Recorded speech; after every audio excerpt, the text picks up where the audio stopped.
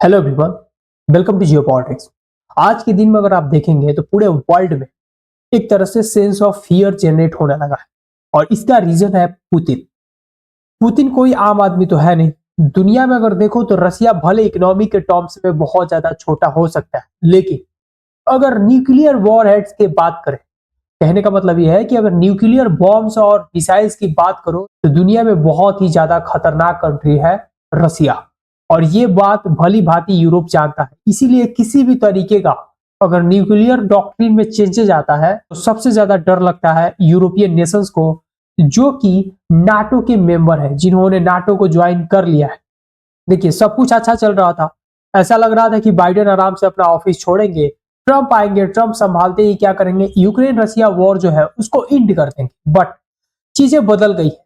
Biden ने क्या किया कि यूक्रेन को परमिशन दे दिया कि वो क्या कर सकता है, जो भी लॉन्ग रेंज मिसाइल्स है जो मेड इन अमेरिका है उसका आसानी से यूज कर सकता है deep inside the Russian territory.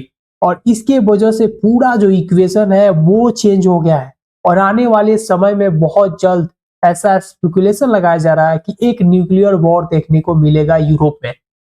और आप यहाँ पे पढ़ सकते हो कि Vladimir Putin has updated Russia's nuclear doctrine 2 days after his US counterpart Joe Biden granted Ukraine permission to strike target deep inside Russia with American made weapons। यहाँ पे डीप इनसाइड जो रसिया है ये बहुत ही ज्यादा इंपॉर्टेंट है, क्योंकि अगर इससे पहले अगर आप देखोगे तो किसी भी तरीके का जो लॉन्ग रेंज मिसाइल्स है उसका यूज नहीं करता था यूक्रेन। बट इस परमिशन के बाद जो यूके है इसने भी क्या कर दिया, इसने भी जो भी लॉन्ग रेंज मिसाइल्स है उसका सप्लाई शुरू कर दिया है यूक्रेन को, और यूक्रेन को खुली छूट ये भी दे रहा है। देखिए, दुनिया में सबसे ज्यादा कोई कंट्री इस वॉर को फंड कर रहा है तो वो है अमेरिका, और अमेरिका ही गॉड फादर है यूक्रेन का। और इसी की वजह से जो व्लादिमीर पुतिन है वो पूरा गुस्से में है, क्योंकि अगर आप देखें तो यूक्रेन अगर नाटो को ज्वाइन करने का नाम नहीं लेता तो ये पूरा जो वॉर था वो नहीं चल रहा होता। देखिए, अभी जो मीडिया है ना पूरा इसको कवर कर रहा है, और आप यहाँ पे देख सकते हो कि जो यूक्रेन है उसने क्या किया, जो अमेरिकन मेड मिसाइल्स एटमस उसका यूज कर दिया है रशियन टेरिटरी पे। यहाँ पे ब्रांस्क जो रीजन है रसिया का, यहाँ पे इन्होंने क्या किया, मिसाइल्स का यूज कर दिया। और इसके वजह से क्या हुआ है कि रसिया ने अपने डॉक्ट्रिन को ही अपडेट कर दिया, और इस डॉक्ट्रिन में बदलाव क्या किया गया, दो बदलाव किया गया। पहला बदलाव यह है कि जो इनका एक पार था, एक लेवल था कि यहां तक सर से पानी जब ऊपर जाएगा तो हम लोग क्या करेंगे, मिसाइल्स का यूज करेंगे, न्यूक्स का यूज करेंगे। वो जो पार था उसको इन्होंने कम कर दिया, लो कर दिया।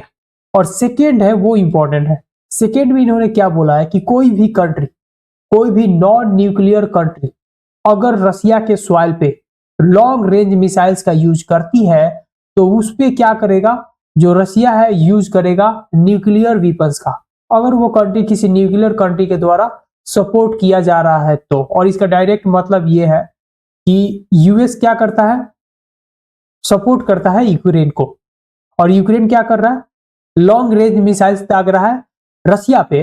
तो रसिया इनडायरेक्टली कहना चाहता है कि हम आसानी से यूज करेंगे न्यूक्लियर वेपन्स का ऑन द यूक्रेनियन सॉइल, क्योंकि यही तो मतलब है इनका। तो आने वाले दिनों में ये जो वॉर है बहुत ही ज्यादा डेडली रूप ले सकता है। देखिए, रसिया और यूक्रेन का जो ये वॉर है ना बहुत ज्यादा इंटेंसिफाई होने वाला है, और इंटेंसिफाई हो भी क्या, आपने देखा कि रसिया ने क्या किया कि डायरेक्टली क्यू पे बम गिराना शुरू कर दिया। और इसका रीजन क्या है, इसका रीजन है ट्रंप। ट्रंप जनवरी में क्या करेंगे, टेक ओवर करेंगे, चार्ज लेने वाले हैं। और ट्रंप का प्रायोरिटी क्या है कि इस वॉर को इंड कर देना है। इसमें आप समझो, ट्रंप का कहना यह है कि रसिया जहां तक यूक्रेन में घुस चुका है वहीं तक ब्रेक लगाएंगे, और जो भी टेरिटरी जो रसिया ने एक्वायर किया है वो क्या हो जाएगा, रसिया का हो जाएगा। तो रसिया ये चाहता है कि ट्रंप के आने से पहले ज्यादा से ज्यादा टेरिटरी को क्या करे, एक्वायर कर ले।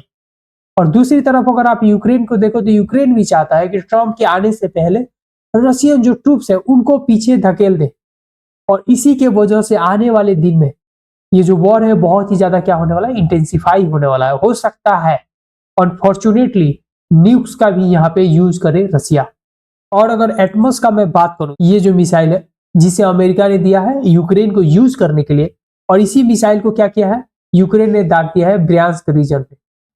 हालांकि जो रसिया का S-400 डिफेंस सिस्टम है उसने क्या किया, इसको आराम से न्यूट्रलाइज कर दिया। लगभग 5 जो इनके मिसाइल्स थे उसको उन्होंने क्या किया, नाकाम कर दिया। देखिए ये जो मिसाइल है थोड़ा सा डिफरेंट है, ये जो भी म्यूनिशंस होते हैं उसको क्या करता है, क्लस्टर में कैरीज करता है। मतलब ये जैसे जैसे जाएगा ना अपने ट्रेजेक्ट्री में, वैसे वैसे ये बॉम्ब को गिराते जाएगा। तो आप इसे अंदाजा लगा सकते हो कि एक टारगेट पे जाके नहीं मारने वाला कि ऐसे गया और टारगेट पे पूरा छोड़ दिया वॉर। ये रास्ते में बॉम्ब को गिराते जाता है, इसीलिए थोड़ा सा डेडली हो जाता है। इसका रेंज कितना है, 300 किलोमीटर है। देखो रसिया से पंगा नहीं ले सकते, ठीक है। रसिया बहुत ही ज्यादा स्ट्रॉन्ग कंट्री और पुतिन को किसी से डर नहीं लगता, क्योंकि मैं बता चुका हूं रसिया के पास इतना ज्यादा न्यूक्लियर वेपन्स है कि पूरे दुनिया को क्या कर सकता है, राख कर सकता है। इसलिए वो डरता उड़ता नहीं है। तो एक बार बोल दिया कि अगर लॉन्ग रेंज मिसाइल यूज नहीं करना है तो वेस्टर्न नहीं यूज करेगा यहाँ। बट फिर भी अगर पुतिन का ये जो मैसेज है, अगर यूक्रेन स्लाइटली लेता है तो आने वाले दिनों में ये जो वॉर है ना बहुत ज्यादा गड़बड़ होने वाला है। क्योंकि अगर न्यूज देखोगे ना तो जो स्वीडन है, फिनलैंड है, जो भी सटे हुए हैं, जो हाल ही में नाटो को ज्वाइन किए, उनकी हालत खराब हो चुकी है इस डिसीजन के ही कारण।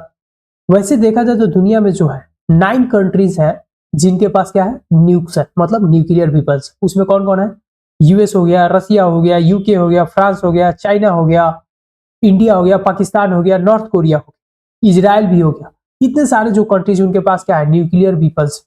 और इन सब कंट्रीज के पास एक डॉक्ट्रिन होता है अपना अपना। उसी डॉक्ट्रिन के अनुसार ये लोग क्या करते हैं, इसका यूज करते हैं। जैसे इंडिया का क्या है, नो फर्स्ट यूज, मतलब जब तक कि इंडिया पे न्यूक्लियर वेपन्स का यूज नहीं होगा वो नहीं यूज करेगा। बट मुझे अब नहीं लगता कि ये जो मोदी का गवर्नमेंट है उसमें ऐसा रूल रहेगा, क्योंकि अगर किसी भी तरीके का थ्रेट फील करेगा इंडिया तो India will not hesitate to use it. और वही अगर पाकिस्तान को देखें तो पाकिस्तान का क्या रूल है कि जब भी उनके सॉवरेनिटी और सिक्योरिटी अंडर थ्रेट महसूस होगा वो लोग न्यूज का यूज करेंगे। और सेम बात है अमेरिका के साथ। आप यहाँ पे पढ़ सकते हो कि United State would only consider the use of nuclear weapons in extreme circumstances to defend the vital interest of United State और इट्स अलाइज एंड पार्टनर्स। कहने का तात्पर्य यह है कि इन्होंने क्या किया, एक्सट्रीम सर्कमस्टांसेस बता रखा है। और इंटरेस्टिंग बात यह है कि ये जो एक्सट्रीम सर्कमस्टांसेस है वो डिफाइंड नहीं है, ये डिसाइड कौन करेगा, अमेरिका। और दूसरे कंट्रीज को ये लोग प्रीच करते हैं कि न्यूक्लियर वेपन्स नहीं रखने हैं। इससे आप हिपोक्रेसी देख सकते हो अमेरिका का। देखिए आने वाले जो दिन है वो बहुत ही ज्यादा टफ होने वाले, क्योंकि यूक्रेन और रसिया का जो वॉर है मैं बता ही चुका हूं कि दोनों तरफ, दोनों जो पार्टियां हैं वो चाह रही है कि ज्यादा से ज्यादा लैंड क्या हो, एक्वायर कर ले। क्योंकि ट्रंप आ जाएगा तो कुछ करना मुश्किल हो जाएगा, क्योंकि ट्रंप सीधे बोल देगा कि हम वॉर को फंड नहीं करेंगे। और उसके बाद क्या होगा, पूरी तरीके से जो वॉर है, पूरी तरीके से जो यूक्रेन है वो ध्वस्त हो जाने वाला है। और ये भी नहीं है कि अगर रसिया जो है अग्रेसिव हो जाए तो ट्रंप उसको बर्दाश्त करेगा। क्यों नहीं बर्दाश्त करेगा, क्योंकि एक इमेज है अमेरिका का कि I am the powerful country in the world. और ट्रंप के एरा में ये देखने को मिलेगा। तो यहाँ पे एक तरह से कह लो कि जो स्ट्रॉन्ग पर्सनालिटीज है उसकी टकरार होने वाली। और ये बात रसिया जो है भली भांति जानता है। सो आई होप ये वीडियो आपको समझ में आया होगा। This is it from my side, see you in the next video, thank you.